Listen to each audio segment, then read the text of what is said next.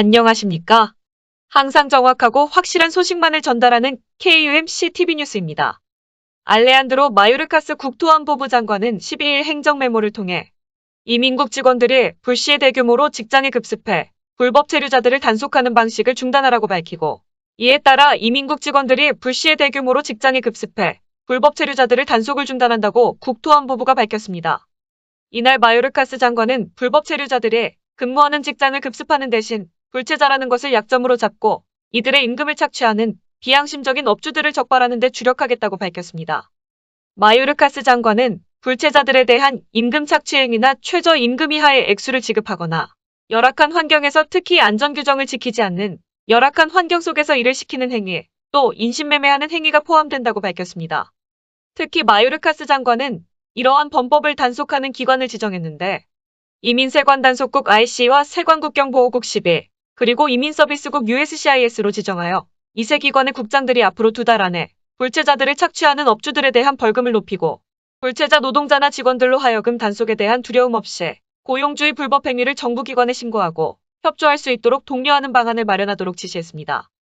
특히 마요르카스 장관은 직장 내 급습 단속이 수백 명의 노동자를 한꺼번에 체포하는 결과를 낳기도 했지만, 우리나라의 가장 치명적인 불법 고용 문제는 소홀히 했음을 인정하며 이러한 단속은 바로 고용주의 노동 착취를 조장하는 것이라고 설명했습니다.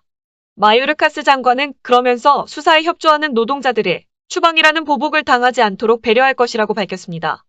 이에 직장 내 급습 중단과 동시에 불체자들에 대한 기소재량권을 행사할 것이라고 마요르카스 장관은 밝혔습니다. 이러한 기소재량권을 행사하는 것은 직장 내 착취 행위에 관해 고발하거나 고용주가 보복으로 추방하는 것을 막기 위한 조처라고 밝혔습니다. 앞서 바이든 행정부는 이민법원이 심각한 적재 현상을 보이자 이민국 검사들에게 기소재량권을 적극 행사하라고 밝힌 바 있습니다. 기소재량이란 기소 대상을 분류해 이에 해당하지 않는 사안들은 심사를 거쳐 추방재판에서 제외하는 걸 말합니다.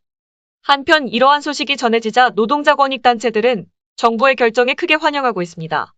이민 노동자들, 특히 불법 체류 노동자들은 가장 취약한 노동계층이며, 또 시골 농장 지역의 경우 이민자 노동력에 대부분 의존하고 있는 만큼 필요한 조처라는 반응입니다. 반면 공화당 소속의 톰 코튼 의원은 바이든 대통령이 국토안보부의 법 집행 능력을 갈수록 더 약화시키고 있고 결국엔 미국인 노동자가 피해를 볼 것이라며 바이든 대통령의 결정을 비판했습니다. 이상 윤아였습니다. 미국 질병통제예방센터 CDC와 식품의약국 FDA가 코로나19 사태 초기부터 고의로 통계 수치를 조작해 사태의 위험성을 부풀려왔다는 의혹을 조사하기 위한 대배심원제 청원이 시작됐습니다. 미국 오리건주 주의회 공화당 상원의원 김 태처, 데니스 린티쿰은 오리건주 주민 1718명을 포함해 미국인 5만 5천 명의 서명을 받아 CDC와 FDA의 코로나19 통계 방식에 대한 대배심 조사를 요구하는 청원서를 지난 8월 16일 발송했습니다. 태처 의원과 린티쿰 의원은 청원서에서 CDC와 FDA가 코로나19 감염으로 인한 사망자와 입원자, 부작용 판정과 보고를 조작해 위험성을 실제보다 부풀렸으며 이 과정에서 연방 법률을 위반했을 수 있다고 주장했습니다. 의원들은 청원서에서 한 내부 고발자의 선서 증언을 인용해 CDC의 백신 부작용 보고 시스템에 보고된 부작용 사례가 실제보다 5배 정도 축소됐을 수 있다고 밝혔습니다. 청원서에서는 또한 코로나19 진단에 널리 사용되는 유전자 증폭 PCR 검사의 경우 FDA가 설정한 증폭 횟수 기준치가 적절하지 않아 허위 양성 판정을 대량으로 발생시켜 확진자 수, 입원자 수, 사망자 수가 부풀려지는 결과로 이어졌다고 지적했습니다. 유전자 증폭 검사는 바이러스 유전자를 빨리 찾아내기 위해 유전자에 형광물질을 붙인 뒤 해당 유전자를 증폭시켜 형광의 세기를 측정하는 방식입니다. 정확한 명칭은 실시간 유전자 증폭 검사입니다. 이때 증폭을 여러 번 할수록 유전자가 많아져 형광의 세기가 강해지게 됩니다. 따라서 증폭 횟수를 적절히 조절해야 검사의 정확도가 높아지는 것입니다. 증폭 횟수가 너무 적으면 실제로는 양성인데 음성으로 판정되고 횟수가 너무 많으면 허위 양성 판정이 나오는 것입니다.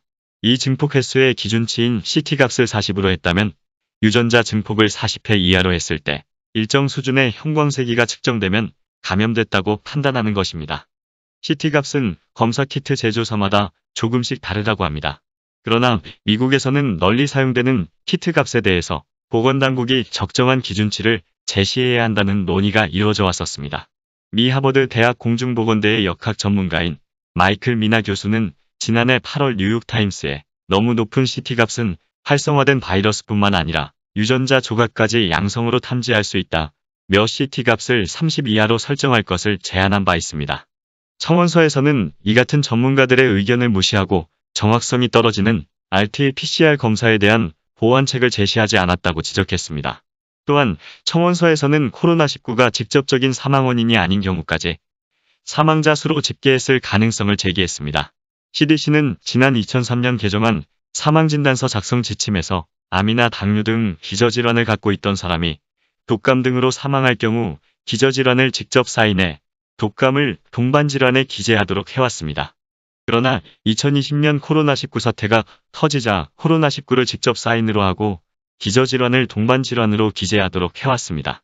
즉, 암이나 당뇨 등 심각한 질병을 가지고 있던 사람이 코로나19 확진 혹은 의심 후 사망하면 무조건 코로나19 사망으로 집계했다는 것입니다. 그 밖에도 몇 가지 문제점을 제기하며 대배심 구성을 요청했습니다. 대배심이 구성되면 연방검사가 배정돼 조사를 벌이고 증거를 제출하며 대배심은 이를 보고 기소가 충분한지 판단해 기소 여부를 결정합니다. 한편 이번 청원서 제출 소식은 9월 말 처음으로 공개됐습니다. 청원을 지원한 비영리 단체 스탠드 포 프리덤 SHF는 성명을 내고 관련자들을 보호하기 위해 청원 사실을 한 달 뒤에 공개하게 됐다고 밝혔습니다.